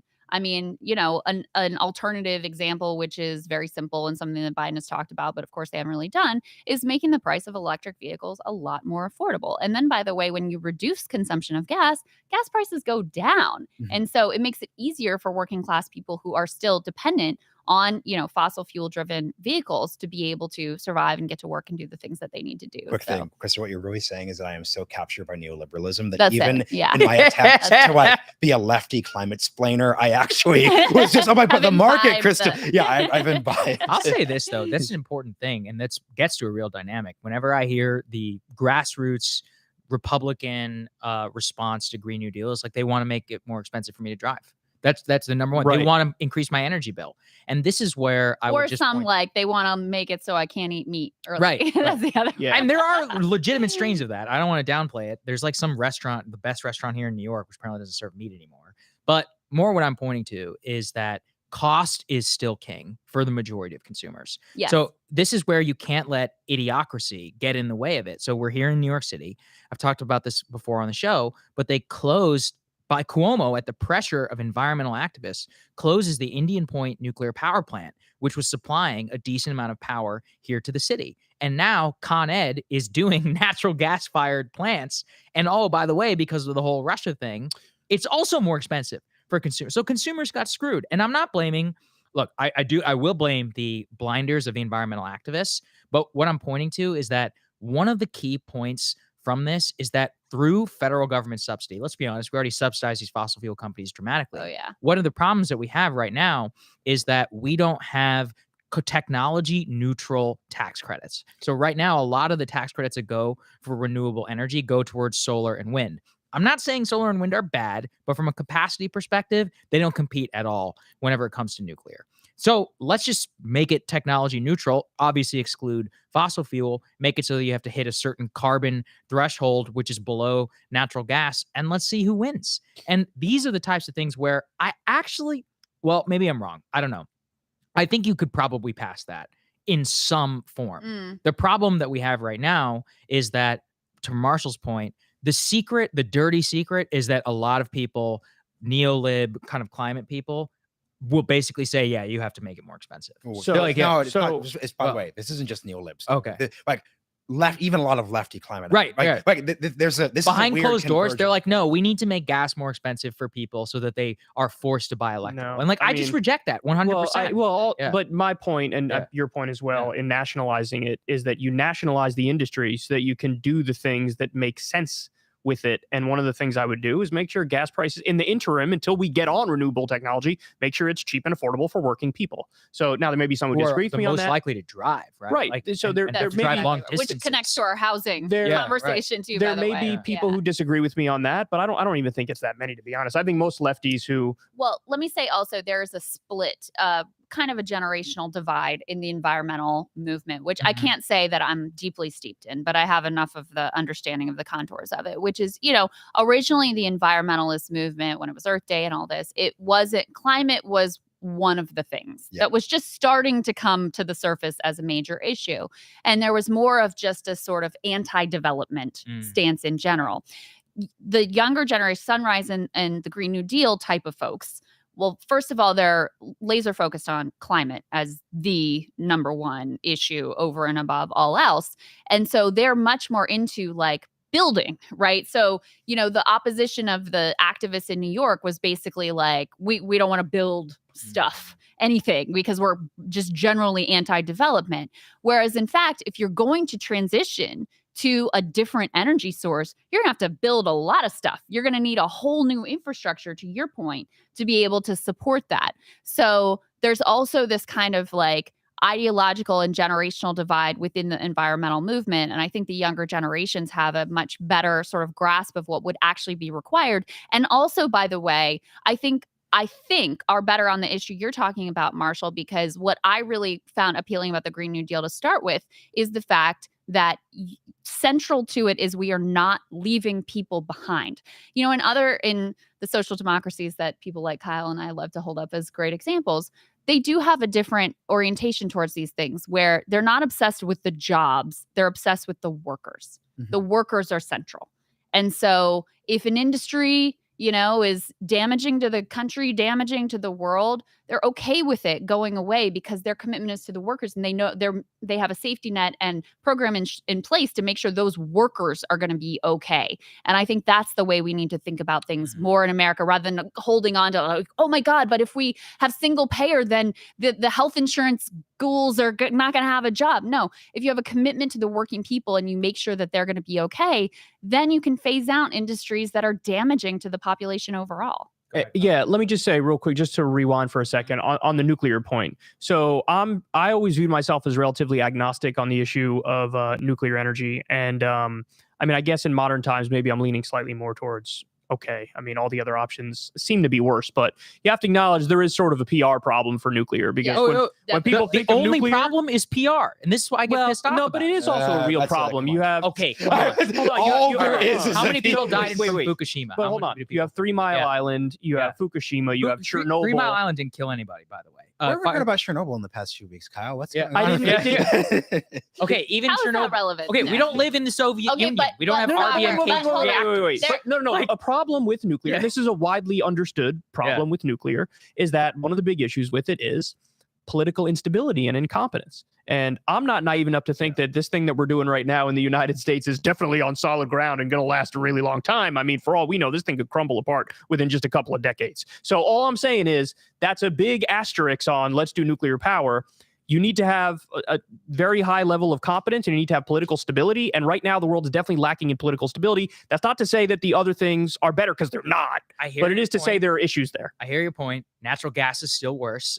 Natural gas also has instability in its markets, releases 50-something% more carbon. And if you look at this on the industrial scale, more people have died from smog, pollution, other chemical accidents. And look, am I saying that it's not understood. scary? Yeah, it's scary. Understood, okay? but I'm saying it's a false Yeah. dichotomy that we should Sure. be like thorium. Like I said before, if they could get the technology on thorium enough to the point where we could do these thorium facilities, Yes. then I'm all in. Listen, you've persuaded me Yeah. on nuclear, but there is also an issue with cost where It costs a lot. Yeah, there have been massive cost overruns. Now I understand because we talked to lovely, what's her Yes, name? Meredith Meredith. Penguin, Who nuclear grandma. I think made some Yes. she was Yeah. lovely, and she made some great points about how, because when you're creating a one-off, like if you build just one car, Right. it's going to cost millions of dollars. If you're doing this routinely and you have a process and you have economies of scale, then it could be more reasonable from a cost perspective. But that is 100%. also another legitimate nuclear concern. Totally legitimate. Yes. I would just say that, it might be cheaper to build low capacity power like wind and all that, but then you still have to have natural gas in order to back it up. So Right. Doesn't make a whole lot of sense. Okay, we've got a limited amount of time. We still have 2 things that we need to do here. So let's go to geopolitics. One of the things that people wanted to hear about, our premium subscribers, was the geopolitical realignment. And I think that in terms of the top line stories that are coming out of it, we've talked on the show about NATO expansion, but I think the more interesting meta point is what does the balance of power in the world look like right now? So previous to this, we would have said, previous to the Russian invasion, Russia, number 11th largest GDP in the world, literally less than Italy. America is moving away from this. The European Union plays a central role in terms of our cultural ties, but let's all be honest, that's not really where America's focus on. It was all China all the time. In terms of our discussion right now, it feels very much like it's 1972. Like we're talking, it's all Russia, it's all NATO, it's all détente or rollback. We have to decide on like how we're going to confront this. And yet at the same time, we have India, the largest democracy in the world, not joining with us in terms of their sanctions, not really joining the Western bloc. We're still focused on NATO expansion. China, in the China lockdown, as we're seeing in real time, massive impact on our economy, on our supply chain in a way that didn't exist at all. So I feel like we're living in this parallel world where our foreign policy media attention and focus is living in one year. And then on the same time, our actual interests are fading away with an almost on autopilot without any of the sort of debate and things that we need in order to avoid a possible conflagration in the future. Go ahead, Mark. I want to push back on your frame. Sure. So I did an episode of Bridge Colby on this. Yeah. So, a friend of the show, obviously, and I don't want to claim we can do everything all at once. Well, we can recognize that what happens in one theater affects another theater. So, for example, this just happened yesterday, and they're like reporting this is a little inconclusive, so I don't want to overstate, but the flagship of Russia's Black Sea fleet was just at a minimum, it probably wasn't sunk, but at a minimum, it was taken out of the fight. So the fire's been out. Yeah, the fire, but it's been effectively taken out of the fight by a it's a Neptune missile. By a Ukrainian built surface to water missile, not the technical term, obviously. Yeah. Here's why this matters for the China issue. This is the definition of something that makes the Chinese, when they're thinking about a Taiwanese invasion that would involve like an amphibious actual aspect, is actually deeply important, because the number one takeaway from the Ukrainian conflict. Now, and by the way, I'm like a moderate interventionist, and to be very clear. So no fly zone. I didn't support the MiGs, no NATO boots on the ground, all those different bits. But China is seeing so much of the past 2 months. And the very clear implication is, wow, like invading another country in the year 2022 is a shit show. And there's been very good reporting that this is almost certainly affecting how the Chinese are thinking about this. So I want to agree with you that, and once again, there are people on my side who probably talk this way, and they say like, haha, all these people who say that we're going to pivot to Asia, they're stupid. The future is in Europe. The future is not in Europe, but what happens in Europe affects Asia, and that should drive how we think about this. Sure. Like that should. So, for example, what debate should we be having right now? From my perspective, the debate should be, hey, if you're in the Taiwanese government right now, how are you getting the equivalent of Neptune missiles to make sure that your country is kept safe so that the Chinese do not invade in the first place and you have actual deterrence? I think that's a good point. Go ahead. No, I was just going to say, honestly, if China wants to take Taiwan, they either do it and just get away with it, or it's a similar situation to what we're seeing now in Ukraine, where they're just bogged down in an extended fight. That's all. But in terms of like, what can the U.S. actually do about it? Well, I mean, we're learning now with what's happening in Ukraine. Like when you're talking about Afghanistan, when you're talking about Iraq, when you're talking about countries that we can basically bully into submission, like, yeah, then we go to war. But when it's a like Vladimir Putin has more nukes than we do, so we can't do anything except, arms on the ground or whatever. And so I think that's the reality of the situation, in my opinion. But to your question about basically unipolar world versus multipolar world, I think there's no doubt that it's really the unipolar world. The U.S. is the world's sole superpower. That's definitely going away. And what you're seeing now is Russia is reliant on China in order to really just function. Yeah, I mean, we had... When we put those SWIFT banking sanctions, then China immediately welcomed them into, whatever their equivalent for banking is. Yep. And what you're seeing also with the Belt and Road Initiative is basically China is doing empire through, in my opinion, a more evolved means. That doesn't mean it's good. It just means it's a slightly more evolved version of imperialism, because what we do is, we have basically puppet dictators that are in countries that allow than our corporations to exploit the natural resources in those countries. And that was an evolution from like the British way of doing it, which was like they just show up in India and they're like, this is ours now. And so, but what China's doing is a step further. Hey, what if we gave you some material well-being through building out infrastructure in your countries, and then you allow us to exploit you in return? And so, yeah, I think that if the long-term trajectory, yeah, the sun is setting on the American empire. It's eventually going to be probably, a Chinese empire, and then they'll rise and fall too, just like every single empire. But it is very strange to live in as tumultuous a time as we do right now, because, I mean, you're actually seeing a rapid decline of the American empire, in my opinion. Wait, but why? Like, if you think about Why it, what? like, so let's define, like, once again, like, American empire is we'll have different definitions of that, but like, NATO's stronger than ever. They're not going to do shit, though. No, well, they're not supposed to do shit. And I agree, right? No, but this is the point, though. Like, the American empire wasn't in Ukraine in the set beyond like supplying weapons. We're doing that now. Like, NATO as an institution is now safe. And there was serious about whether or not NATO as an institution would sunset. NATO is almost certainly going to expand into Finland and Sweden.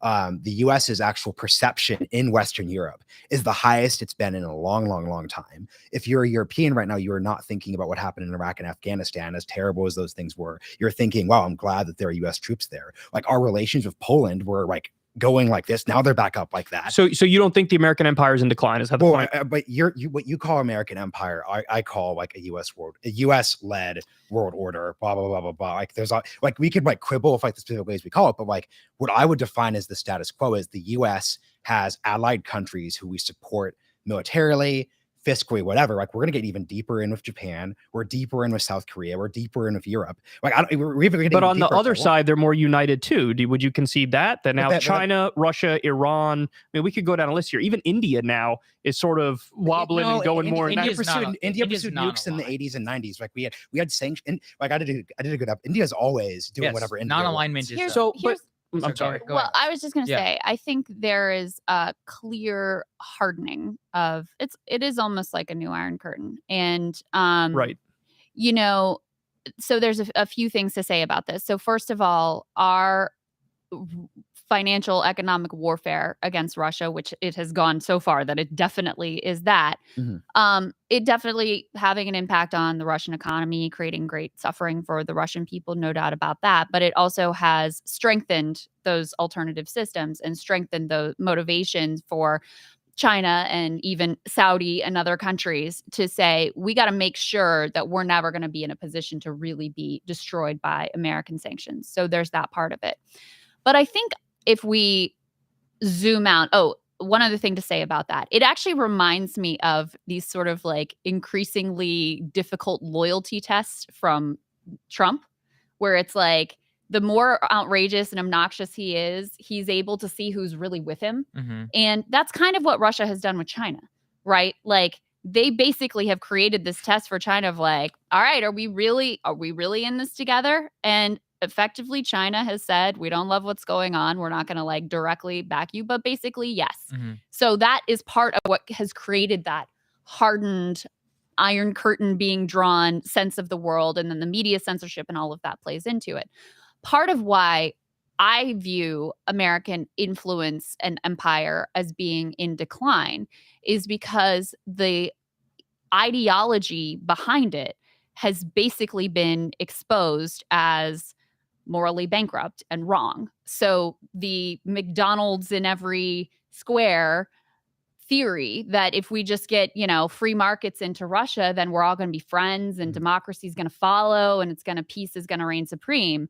Well, that was a fucking fantasy. So that ideology has been thoroughly indicted.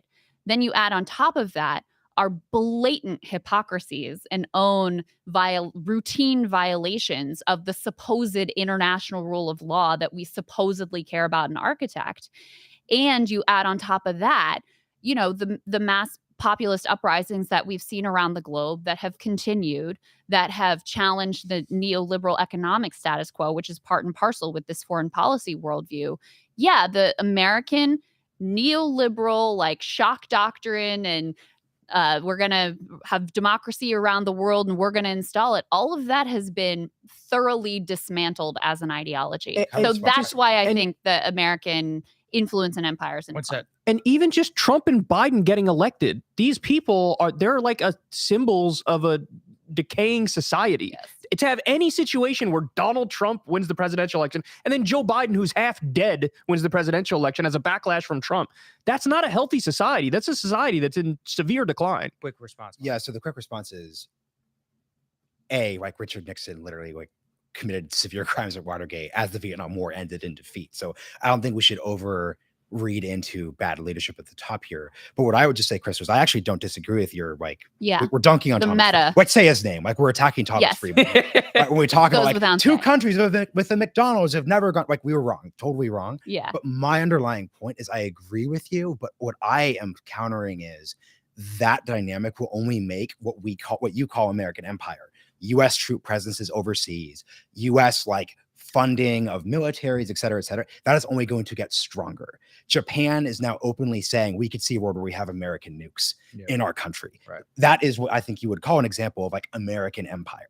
That we now have a world where the polls are saying, good, more American troops. If Joe Biden called up the presidents of the Baltic countries and said, hey, we'll give you 500,000 troops, they would be dancing in the streets right now.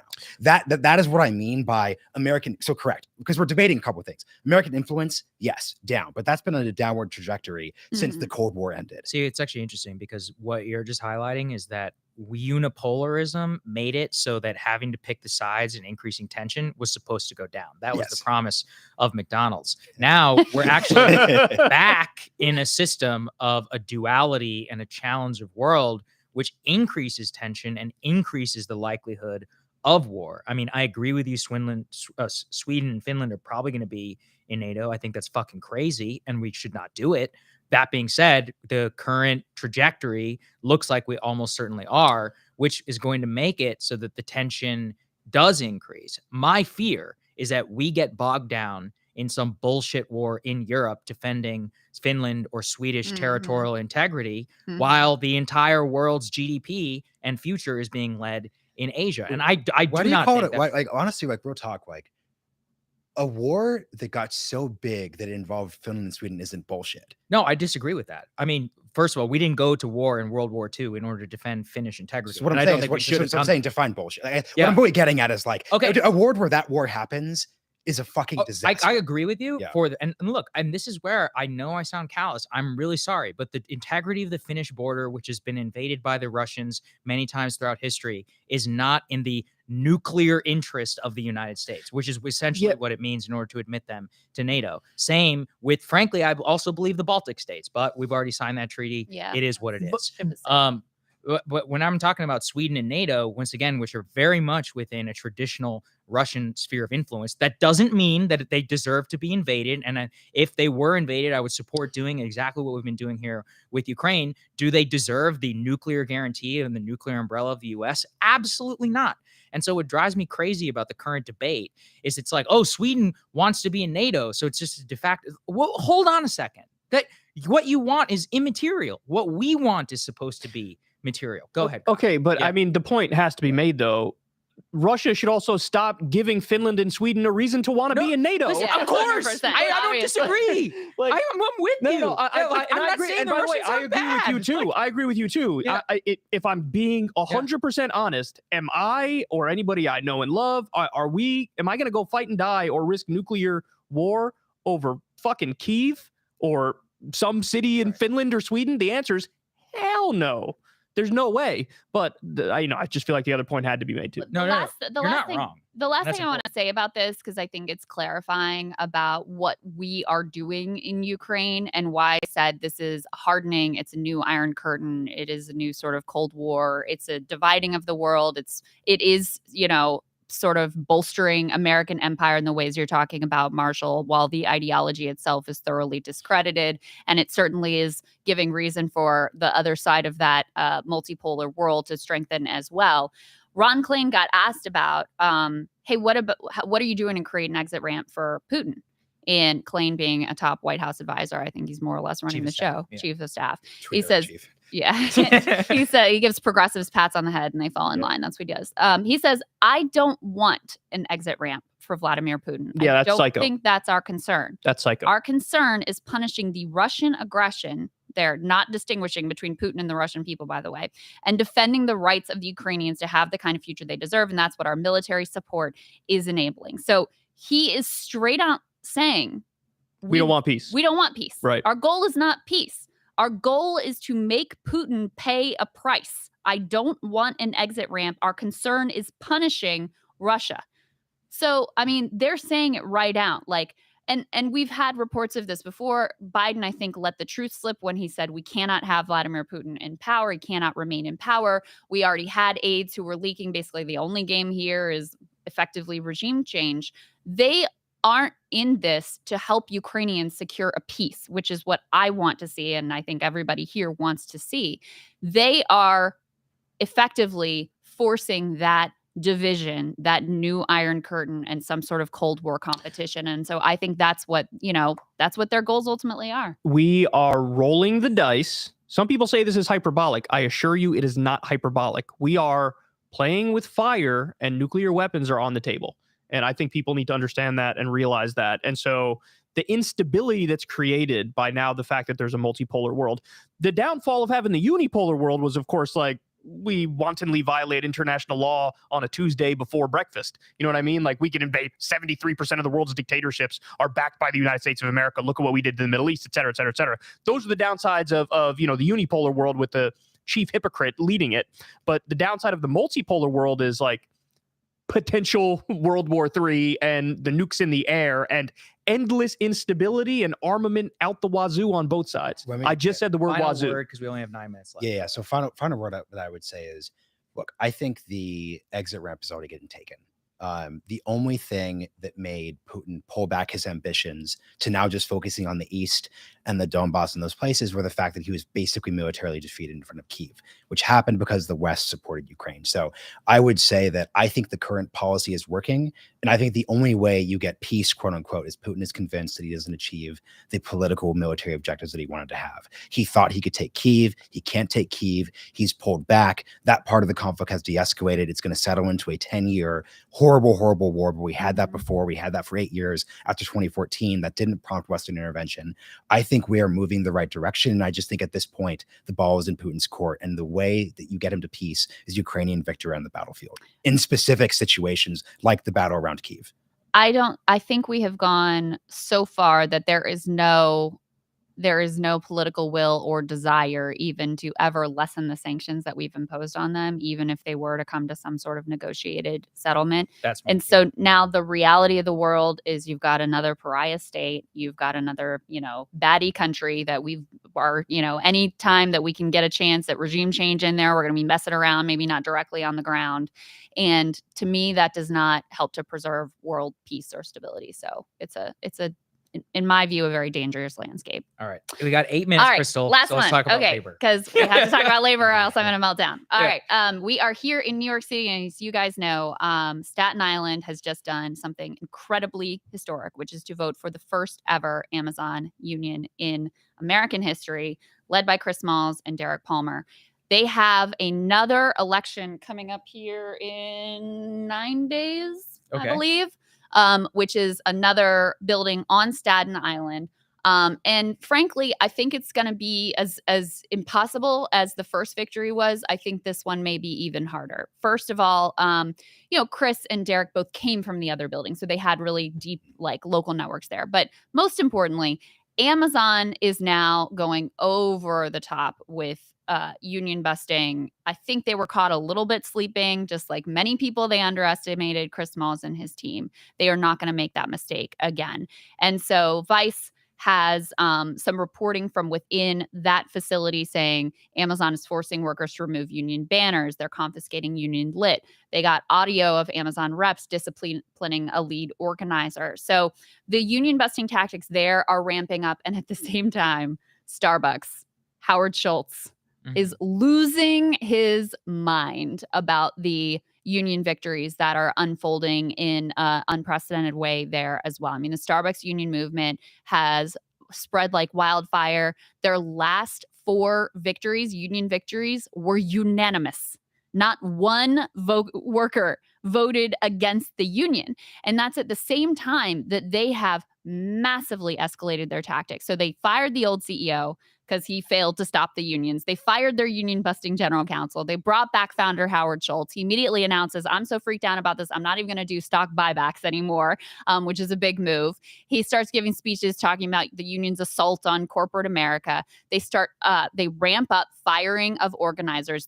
Look, these companies always do union busting. The number of NLRB violations that Starbucks has been accused of, a supposedly progressive company, is truly extraordinary.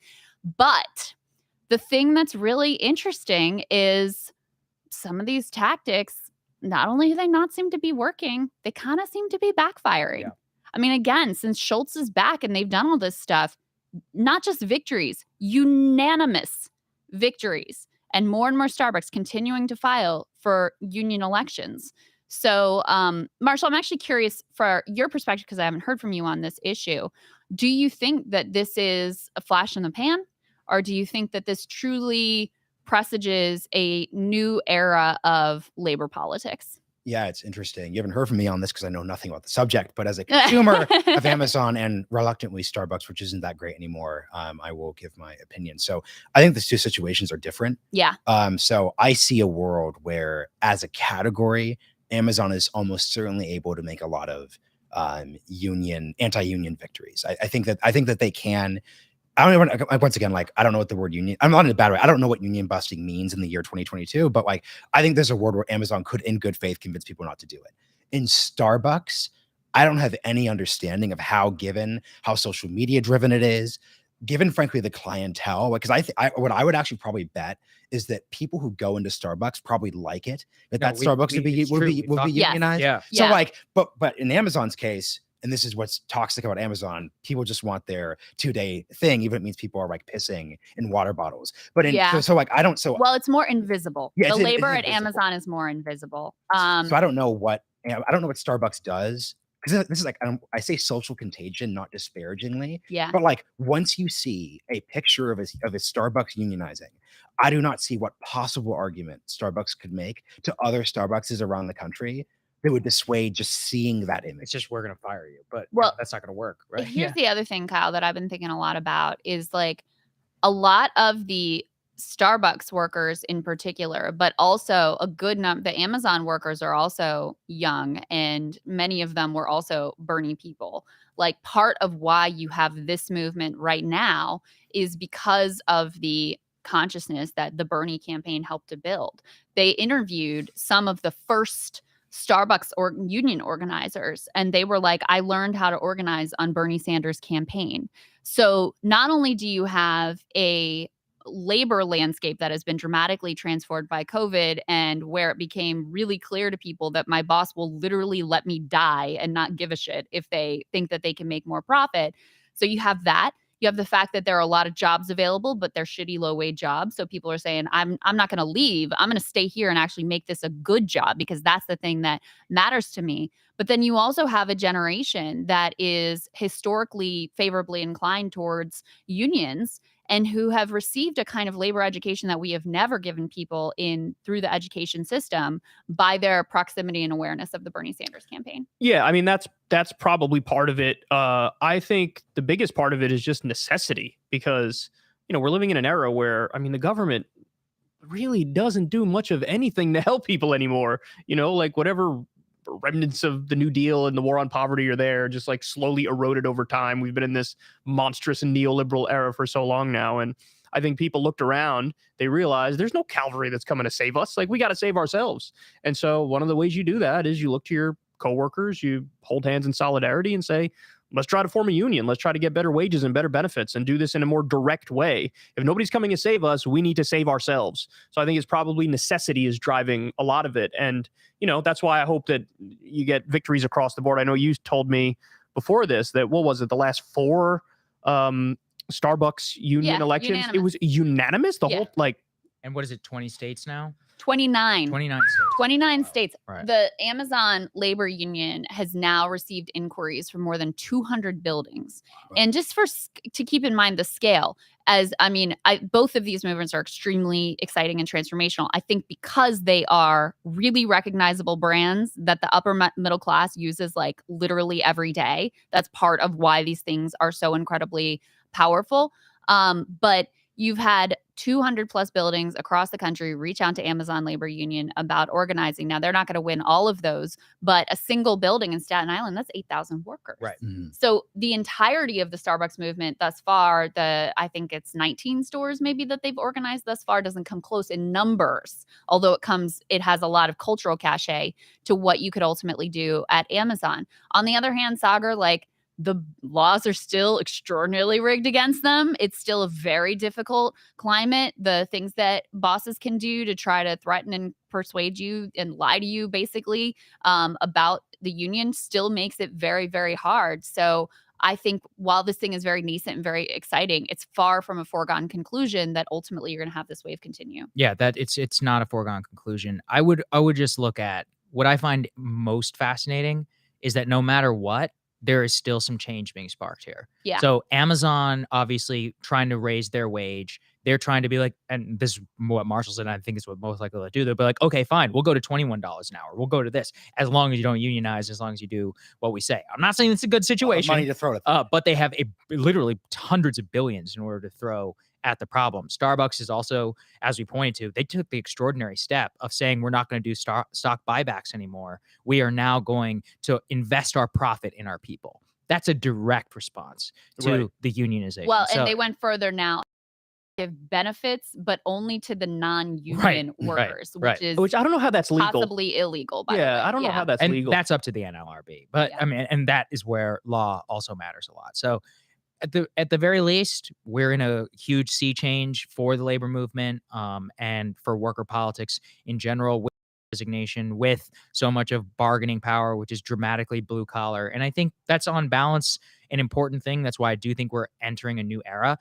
It's not going to look the same as 1910 or, in the fires and the strikes, but it will be very interesting. It will be driven by the internet, and we're going to have to find some sort of new consensus. So unfortunately, that's time, because I know you guys also have to get out of here. Thank you all, everybody the tens of thousands of you who watched for some of the fun super chats Did and we the beat donations. CNN Plus? We did beat CNN Plus within about, for our producer, I think we beat CNN Plus within about 2 seconds of going live. So shout out to you, Chris Wallace.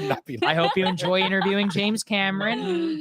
Thank you everybody so much for watching. This was a fun experience, new formats. Thanks to all premium subscribers, especially you guys programmed an amazing show. And By the way, this was fun. It was fun. And by the way, if y'all didn't like the topics and you're not premium subscribers, there you go. Listen, become a premium That's up to you. sub. Daylight savings time was on the table. Oh, I forgot to put it in. Daylight That's actually my saving fault. time debate. Oh, you forgot. I forgot to put it in. I thought they overlooked that. No, that's my fault. But they definitely would have voted for that. They would have overlooked. Yeah.